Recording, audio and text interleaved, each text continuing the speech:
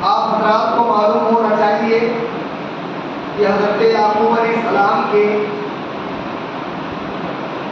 12 لڑکے تھے اور ایک لڑکوں کو اللہ تعالیٰ نے اولاد عطا فرمائی کہ ایک قبیلے بن گئے اور آگے چل کر کے ایک قوم بن گئی. پھر ہوتے ہوتے حضرت موسیٰ علیہ السلام کے زمانے میں ان کی آبادی اور تعداد 5 لاکھ سے بھی زائد ہو گئی اور حضرت موسیٰ علیہ السلام کے سامنے جو بنی اسرائیل ان کے ساتھ میں دریا پار کر کے آئے ہیں ان کی تعداد 5,12,000 یا 6 لاکھ کے قریب بتائی جاتی ہے. یہ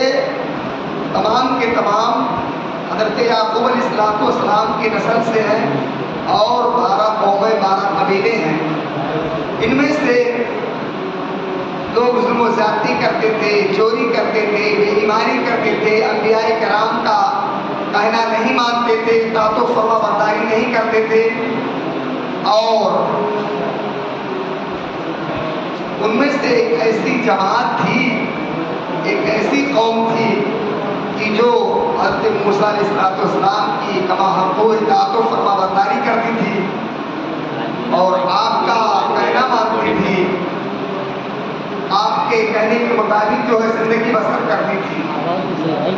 جب اور قبیلوں اور قوموں کی ظلم و زیادتی دیکھی دونوں نے دعا کیا، یا اللہ تعالیٰ ہمیں جو ہے ان سے الگ تھلگ کر دیجئے. یہ نبیوں کو قتل بھی کرتے ہیں، نبیوں کی برائی بھی کرتے ہیں، قوموں پہ ظلم و زیادتی کرتے ہیں اور قوموں کے ساتھ مذاق بھی کرتے ہیں، ہر اعتبار سے جو ہے یہ گناہ کرتے ہیں. اور اے اللہ ہمیں جو ہے ان کے ساتھ نہ رہنے دیجئے بلکہ ہمیں جو ہے الگ تھلگ کر دیجئے. اللہ تعالیٰ نے ان کی بات کو سنا اور ان کو علیحدہ کر دیا. ایک ایسی جماعت امت محمدیہ میں بھی ہوگی جو ہمیشہ نیکی پر قائم رہے گی، ہمیشہ امر بالمعروف کرے گی اور برائی سے منع کرے گی، ظلم و زیادتی سے لوگوں کو روکتی رہے گی. چنانچہ قرآن مقدس میں ہے، یا الذین آمنوا کونوا مع الصادقین، اے ایمان والو سچوں کے ساتھ رہو. یہ قرآن کا حکم اور یہ قرآن کا جو ہے وہ عدل فیصلہ ہے. اس آیت کریمہ سے یہ پتہ چلا کہ دنیا رہتی دنیا تک سچے ہمیشہ رہیں گے، اچھے ہمیشہ رہیں گے، نیکوکار ہمیشہ رہیں گے. اس لیے اللہ تعالیٰ نے قرآن مقدس میں یہ حکم فرما رہا ہے ایمان والوں کو کہ اے ایمان والوں سچوں کے ساتھ میں رہنا. ایمان والوں کو کہہ رہا سچوں کے ساتھ میں رہنا. اور حضور پاک صلی اللہ علیہ وسلم کی حدیث ہے، لن تجتمع امتی علی الضلالہ، میری امت قیامت تک ہر وقت، ہر دور میں، ہر ملک میں، ہر خطے میں ایک ایسی جماعت ہوگی جو گمراہی پر اور جو ظلم و زیادتی پر اور جو ناحق چیزوں پر جمع نہیں ہو سکتی ہے. ایسے ہی اللہ تعالیٰ نے قوم بنی اسرائیل میں ایک جماعت جو ہے وہ سچی، اچھی، نیکوکاروں کی بنا رکھی تھی. قرآن مقدس کے 8ویں پارے میں اللہ تعالیٰ نے ارشاد فرمایا وہ جماعت ایسی ہوگی جو حق پر قائم ہوگی اور جو دن رات اللہ کے احکام کی تلاوت کرے گی اور کتاب توریت پر عمل کرے گی اور وہ اللہ تبارک و تعالیٰ کے سامنے سجدے بھی کرتی رہے گی. یہ آیت نمبر 159 کا ترجمہ جو اللہ تعالیٰ نے سورہ انعام میں فرمایا اور بھی متعدد مقامات پر ہے. تو پتہ یہ چلا کہ جس طرح سے قوم بنی اسرائیل میں ایک جماعت تھی جو سچ تھی، جو حق تھی، جو نیکی کا حکم کرتی تھی، برائی سے روکتی تھی، ظلم و زیادتی نہیں کرتی تھی، انصاف کرتی تھی، حق بات کی پیروی کرتی تھی، حق بات کو بتاتی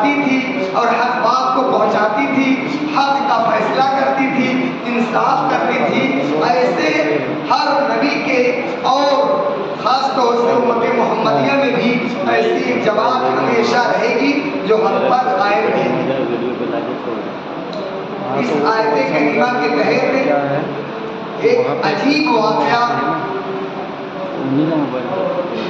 حضرت مولانا مفتی شفیع صاحب نے اپنی کتاب تفسیر معرف القرآن میں بھی نقل کیا ہے، اور قاضی ثناء اللہ پانی متی نے تفسیر مظہری میں بھی لکھا ہے، تفسیر بیضاوی میں بھی ہے، تفسیر طبری میں بھی ہے، اور ایسے ہی تفسیر ابن کثیر میں بھی ہے۔ تفسیر ابن کثیر نے تو فرمایا، علامہ تفسیر ابن کثیر صاحب تفسیر ابن کثیر نے کہ بہت ہی عجیب واقعہ ہے۔ کیا عجیب واقعہ کہ موسیٰ علیہ السلام کی قوم 12 قبیلوں میں بٹ گئی تھی، تو 11 قبیلے کے لوگ ظلم و زیادتی کرتے، جھوٹ بولتے، چوری کرتے، بے ایمانی کرتے، نبی کا کہنا نہیں مانتے۔ ان میں سے ایک قبیلے کے لوگ نیکی کرتے، سچ بولتے، اپنے نبی پر ایمان لائے اور ہمیشہ بھلائی کرتے رہے، لوگوں سے برائی کرتے رہے، بری باتوں کو لوگوں سے روکتے رہے اور انصاف کرتے رہے۔ ان لوگوں نے دعا کیا، اے اللہ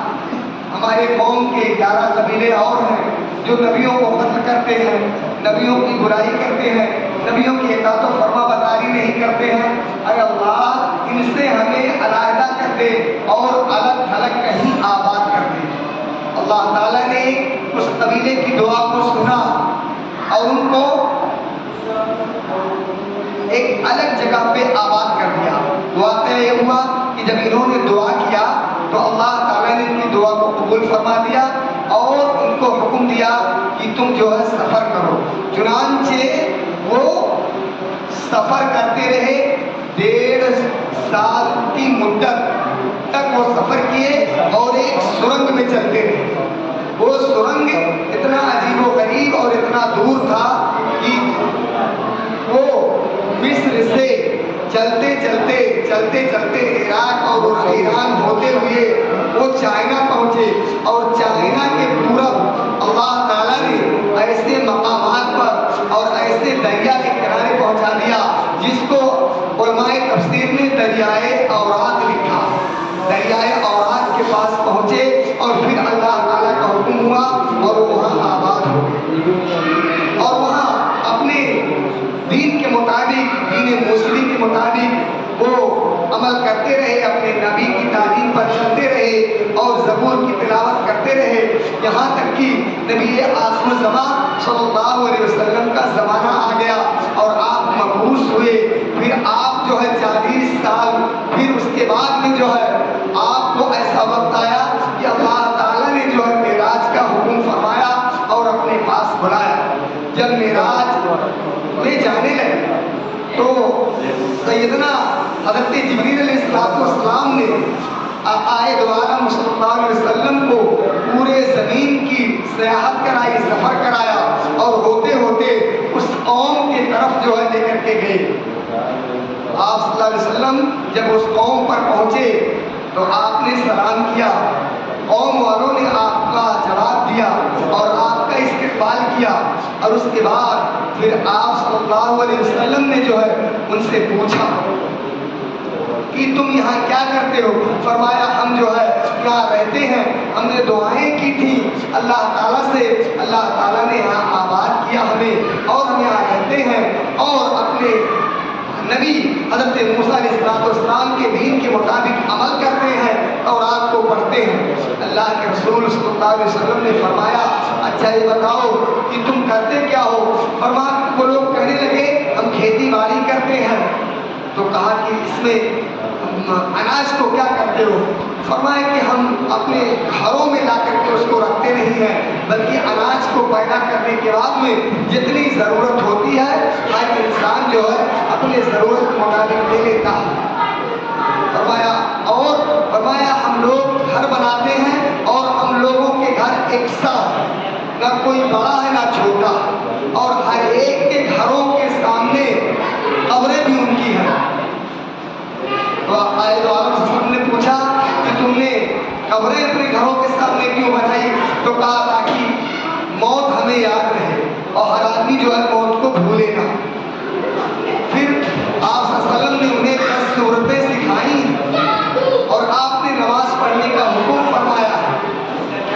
آپ نے کہا کہ زکوٰۃ دیتے رہنا، اور آپ نے اور اچھی باتوں کی وصیت کی، اور اس کے بعد پھر جو ہے وہ جبریل علیہ السلام معراج پر لے کر کے گئے ہیں، اور معراج کے واپسی کے بعد میں جو ہے وہ جب آپ تشریف لائے ہیں تو یہ آیت کریمہ جو ہے وہ نازل ہوئی ہے، وَمِنْ قَوْمِ مُوسَىٰ أُمَّةٌ يَهْدُونَ بِالْحَقِّ وَبِهِ يَعْدِلُونَ، کہ موسیٰ علیہ السلام کی قوم میں ایسی امت اور ایسی قوم ہے اور ایسے لوگ تھے جو حق کی ہدایت کرتے تھے، دین کی ہدایت کرتے تھے اور دین کی پیروی کرتے تھے اور عدل و انصاف کرتے تھے۔ یہ وہی قوم مراد ہے۔ اب اس وقت لکھا ہے کہ نہ اور کوئی جا سکتا ہے، نہ ان کے قریب کوئی پہنچ سکتا ہے، اللہ تبارک و تعالیٰ نے ان کو جو ہے محفوظ کر رکھا ہے، کوئی انسان وہاں دیکھ بھی نہیں سکتا اور نہ وہاں جا سکتا ہے۔ رات میں بارش ہوتی ہے روزانہ، اور دن میں بدلی ختم ہو جاتی ہے، ابر اور بادل ختم ہو جاتا ہے اور سورج نکلتا ہے، اور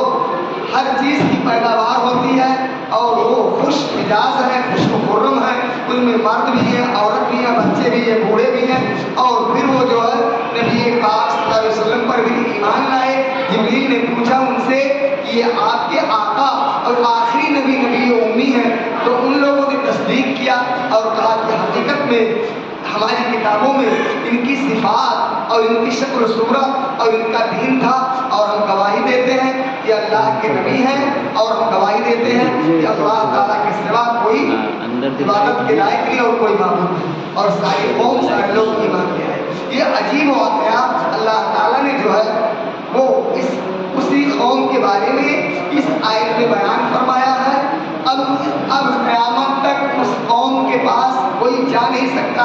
مگر جس کو اللہ پہنچا دے۔ یہ عجیب واقعہ جو ہے اس آیت کریمہ کے تحت بیان کیا گیا ہے، اور ایسے ہی قیامت تک ایک قوم، ایک جماعت امت محمدیہ میں بھی رہے گی جو حق پر قائم رہے گی، سچ پر قائم رہے گی، نیکی کا حکم کرے گی، بھلائی کا حکم کرے گی، برائی سے روکتی رہے گی، اور وہ نیک رہے گی، نیکی پھیلاتی رہے گی، اور وہ قیامت تک رہے گی۔ اللہ تعالیٰ سچ بولنے کی، سچ کہنے کی، سچ پر عمل کرنے کی، حق بات کرنے کی، حق کی اتباع کرنے کی، حق پھیلانے کی اور دین پر چلنے کی توفیق عطا فرمائے۔ کسی صاحب کو کچھ سوال کرنا ہو تو پوچھ سکتے ہیں۔